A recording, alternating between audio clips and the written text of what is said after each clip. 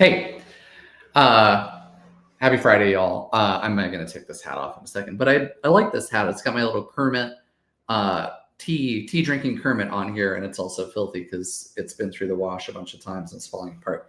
So let's take that off.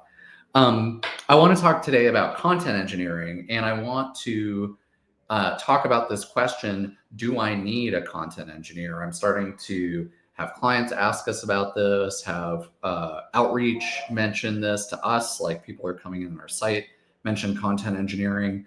Obviously, a lot of people are talking about it. A lot of people are also not talking about it. So if you don't know what I am talking about, don't worry about it too much. We'll talk about it today.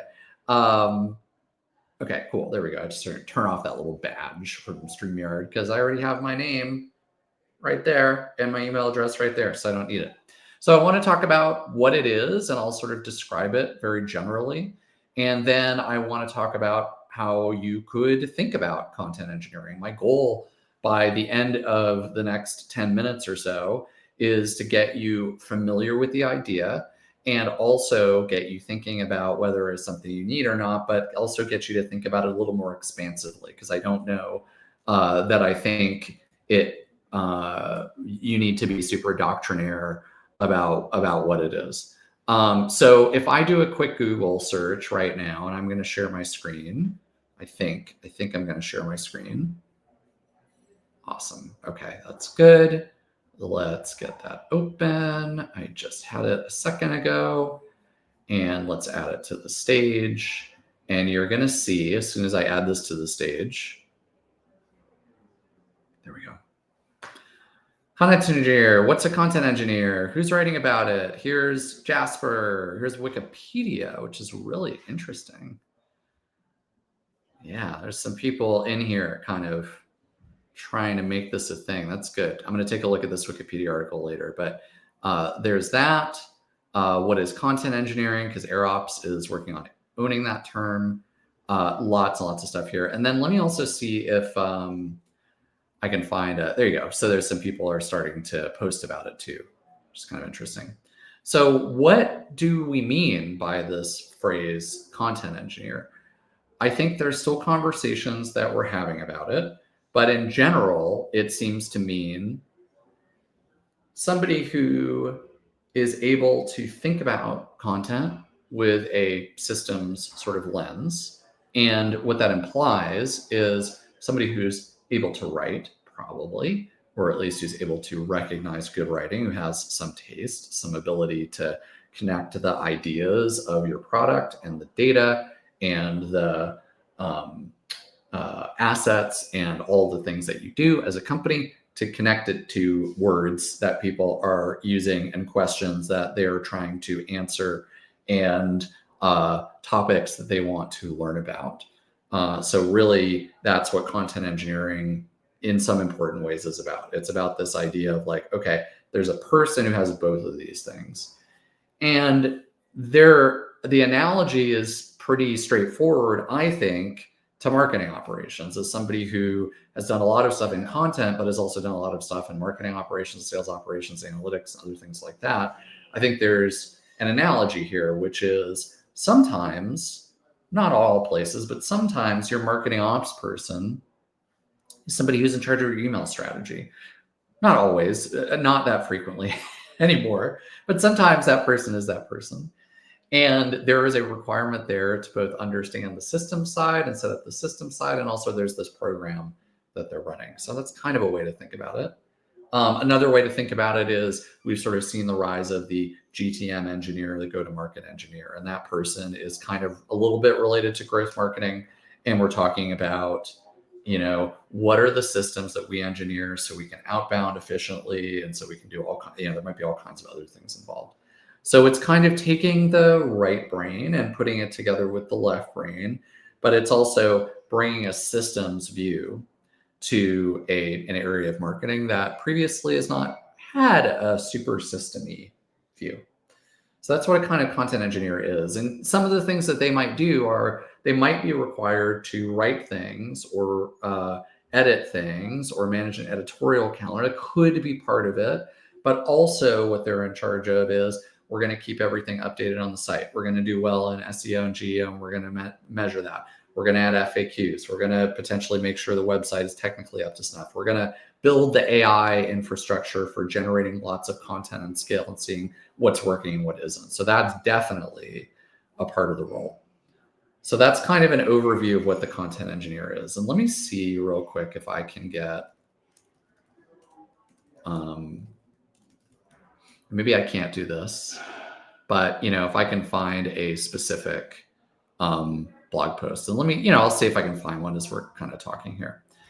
So this has been a subject of a lot of conversation, and there have been some cool blog posts on this recently, including this article by Ryan Law, who runs content marketing at Ahrefs. And I'm going to add my browser back to the stage, and then I'm going to share Ryan's post here.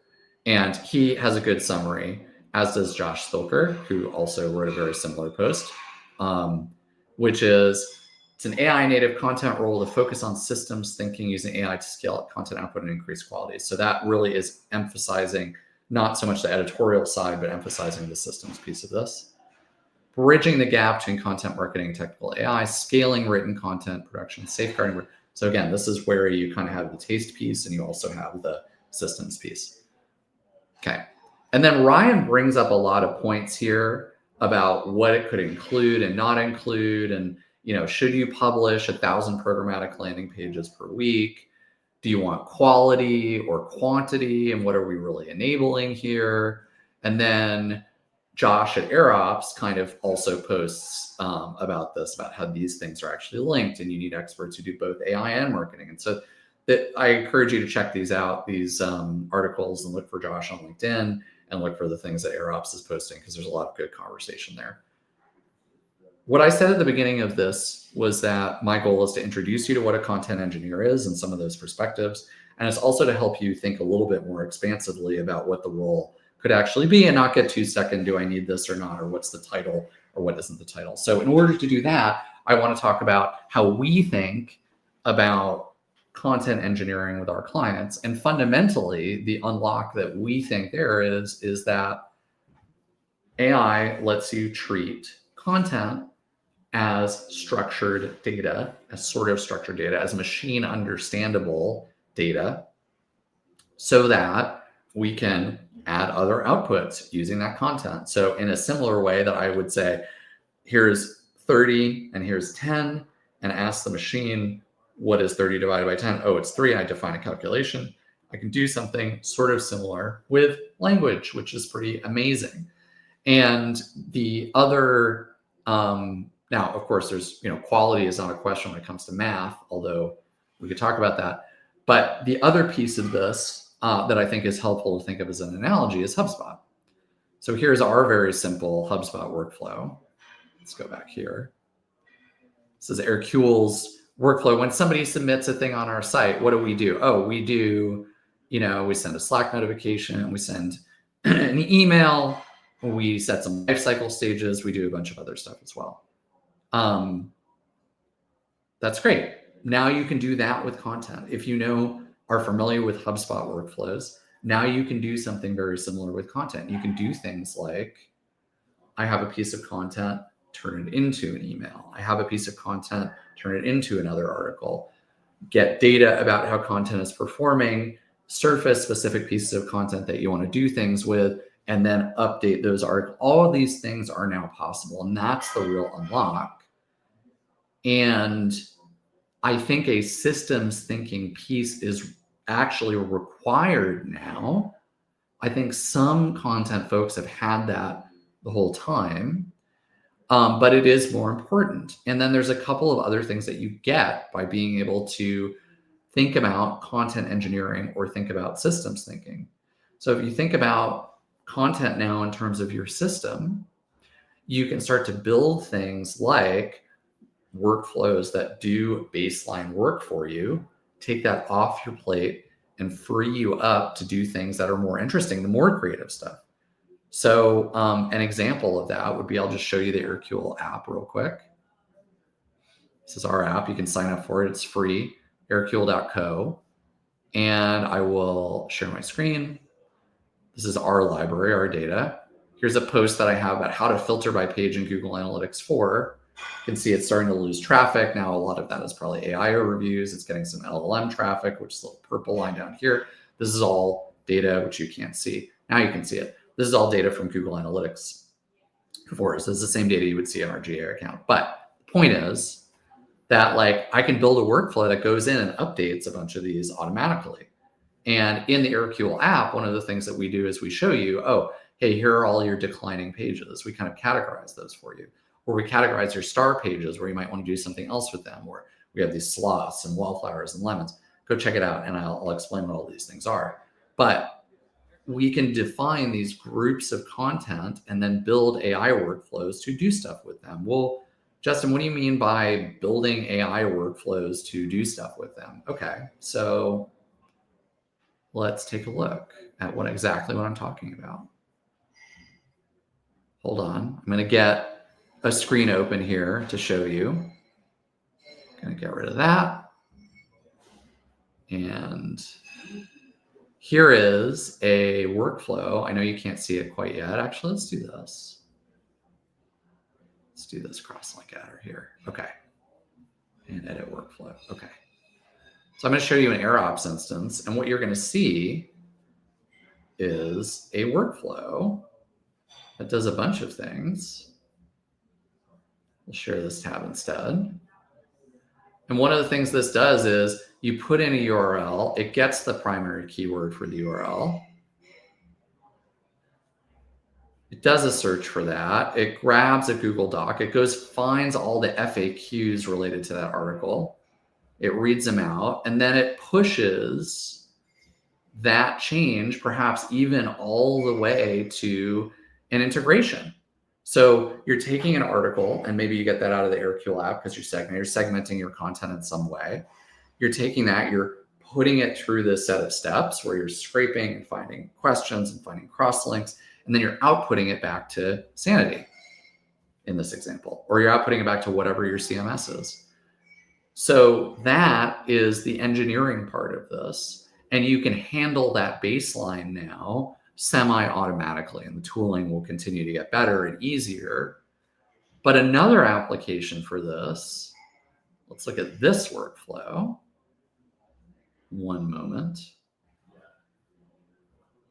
Here is a workflow. We use N8N with most of our clients. And here's a workflow that goes in, gets a bunch of topics, does deep research on each one, writes articles on all those topics, and then pushes them back to the CMS.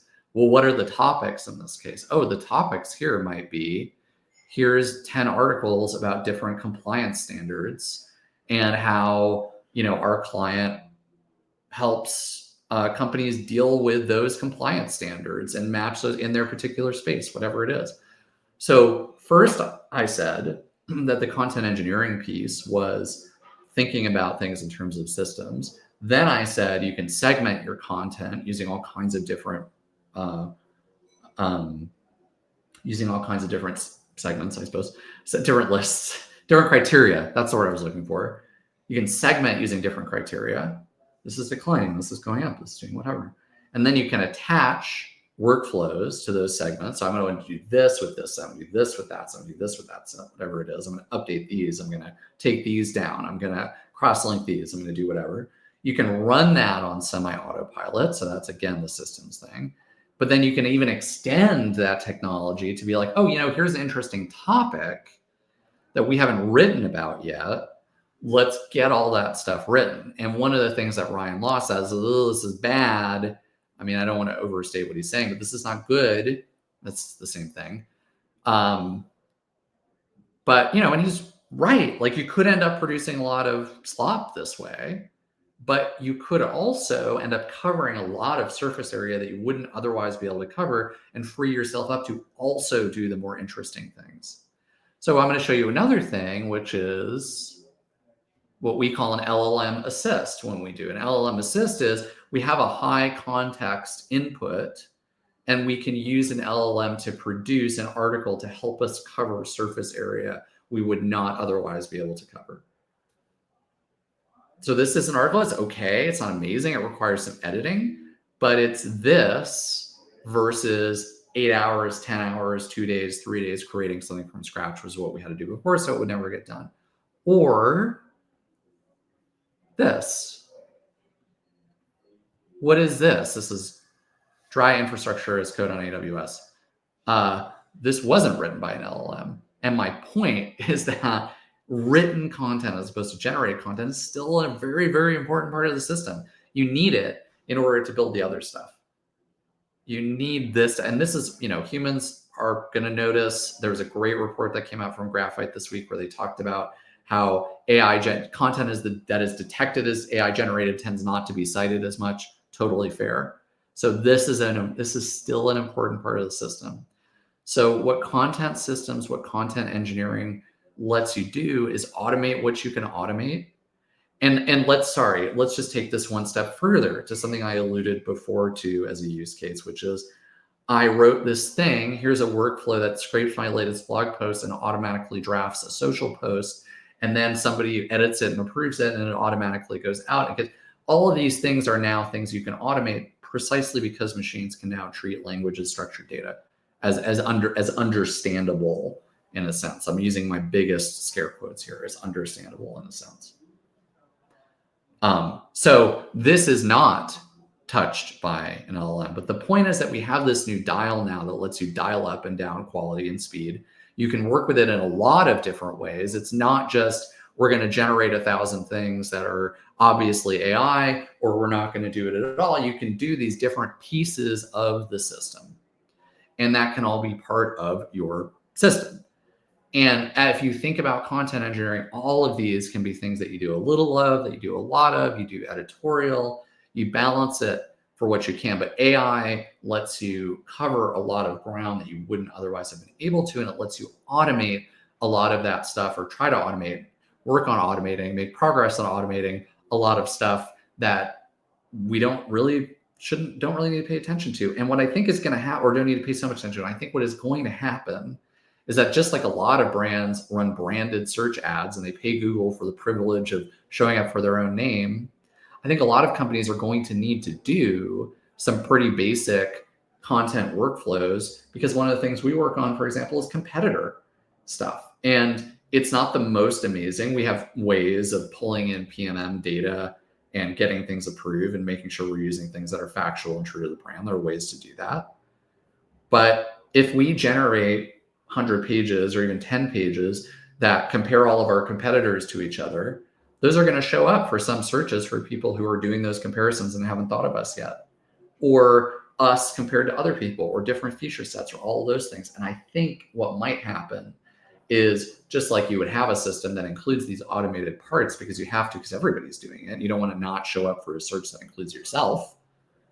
That might be part of the game here too. And then the other thing it lets you do is experiment. So I showed you that spreadsheet that had a whole bunch of ideas on it. And you can try ideas, see how Google reacts, see how your customers react, see what ranks, what doesn't rank, and then work off that. So I'm going to wrap up here, but content engineering, do you need to hire a content engineer? You don't need to hire a content engineer. You do need to start thinking about your content as a system. And you will want to start automating some parts of it, if at all possible, just like we don't hand send emails anymore. We use HubSpot. Do you need to do that today? No, but it's something you need to think about. If you have a large enough team and you have a spot for a content engineer, great. And they might help you learn a lot. Now, the other thing is we're still pretty early in this. So I don't think we really know exactly what the role looks like and how it works and all that stuff. But do you need to hire a content engineer? No. But please think expansively about what these sorts of things can do to improve your ability to connect your ideas, your product, your features, your data, your community, your brand, all of that stuff to artifacts that people can discover if they don't know about you, learn, and then enter your buying funnel. And think about the ways that this can be applied to creating these high performance, high velocity content systems, which is absolutely where we're going.